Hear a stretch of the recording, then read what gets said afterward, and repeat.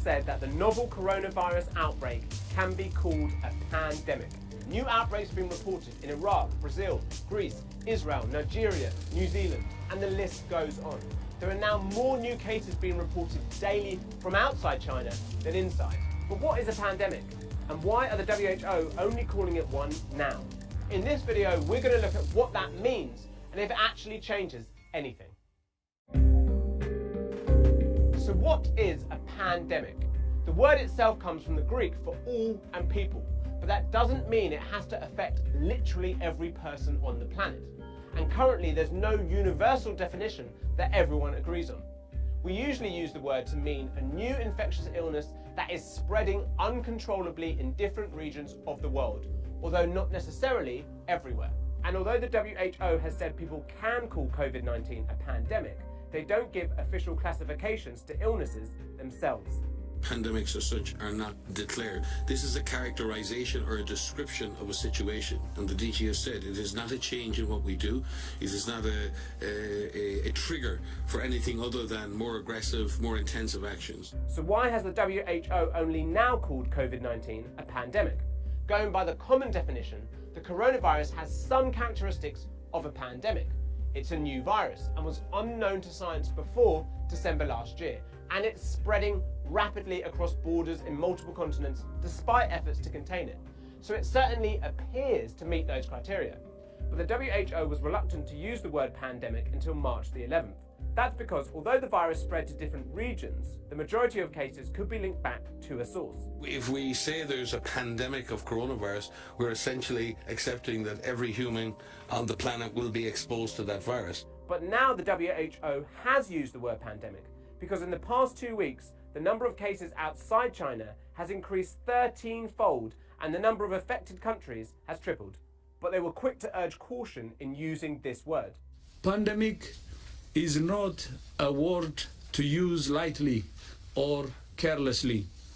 It's a word that, if misused, can cause unreasonable fear or unjustified acceptance that the fight is over. It's important to note that the word pandemic doesn't tell us anything about the severity of the virus, just the spread. Take mortality rates, for example. The WHO has put the global death rate from coronavirus at around 3.4% of those it infects, and that number also changes depending on which country you're in. So far, more than 4,000 people have died from the virus around the world. The mortality rate from Ebola was around 50% and it killed 11,000 people.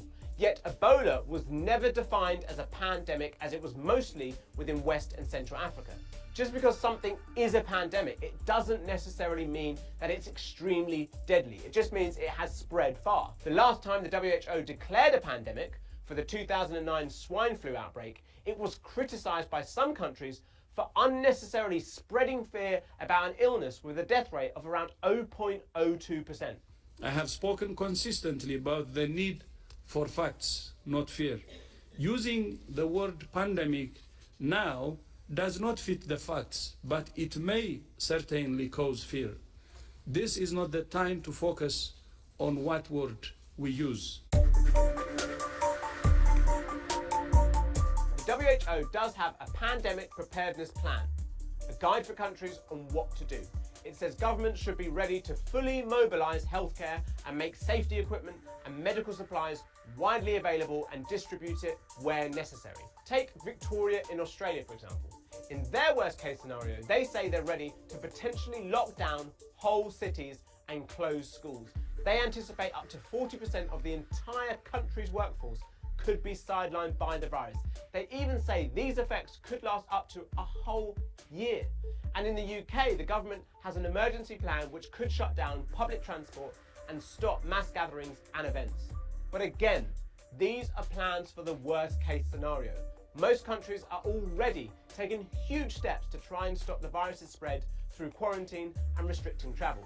And most countries advise that anyone who thinks they may have come into contact with the virus to self-isolate until the incubation period passes. And that's currently thought to be around. The coronavirus outbreak has been declared a pandemic. Here's the WHO earlier.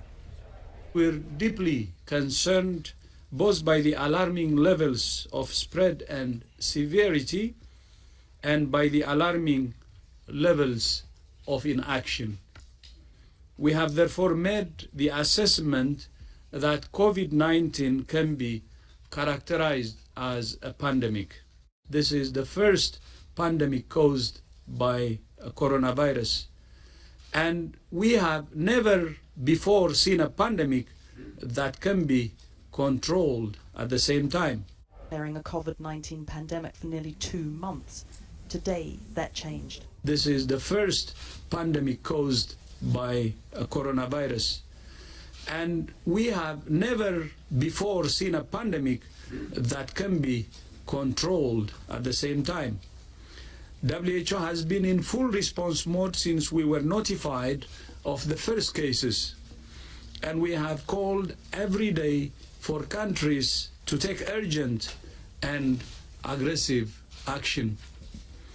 We have rang the alarm bell loud and clear. From the epicenter in Wuhan in China, it has spread and spread and spread again around the globe, this new form of coronavirus. And this is why it is now a pandemic. In the past 2 weeks, the number of cases outside China has increased 13-fold. The number of affected countries has tripled. More than 118,000 people have been infected, and 4,291 lives have been lost. Thousands more, the WHO said, are fighting for their lives in hospitals, and they expect to see those numbers climb even higher. WHO has been assessing this outbreak around the clock, and we're deeply concerned both by the alarming levels of spread and severity and by the alarming levels of inaction. A pandemic is declared when an infectious disease spreads easily from person to person in many parts of the world. Without a question, that is what has happened now. This is what a pandemic looks like. The empty streets of Rome, an entire country in lockdown. This is what a pandemic looks like too. Hospital staff in full protection suits, patients breathing with the help of ventilators. Overnight, the number of people in Italy diagnosed with COVID-19 rose to more than 12,000, with more than 800 deaths. Flying in the face of what seemed increasingly obvious, the World Health Organization resisted. WHO said that in Iran the situation is still serious, with a high number of deaths and sick people, and they called for global support for the clinical care of the infected.